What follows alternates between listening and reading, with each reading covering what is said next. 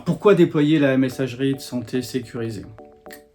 Première chose, répondre au cadre juridique qui s'impose à nous dans le secteur, à savoir déployer les services socles, dont la messagerie de santé sécurisée.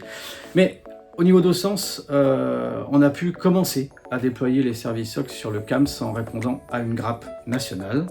Donc ça a été la première étape de pouvoir déployer cette messagerie de santé sécurisée.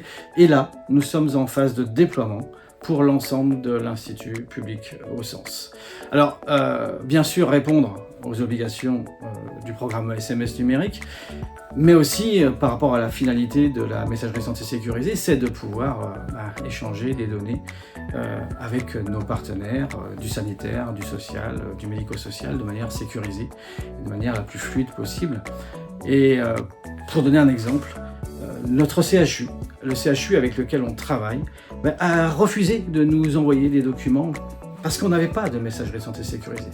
Donc une rupture qui fait que l'importance de mettre en place cette messagerie pour pouvoir continuer à fluidifier les échanges et les parcours des personnes accompagnées, d'où l'urgence effectivement de mettre en place cette MSS pour Aucense.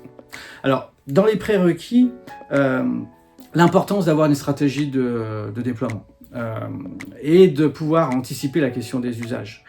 C'est pour ça qu'on a travaillé sur quelle boîte mettre en place pour les services.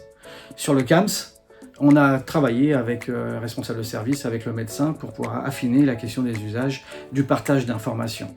Et on s'est rendu compte que chaque corps de métier avait des partenaires dans le libéral. C'est pourquoi on a mis en place des boîtes organisationnelles par métier.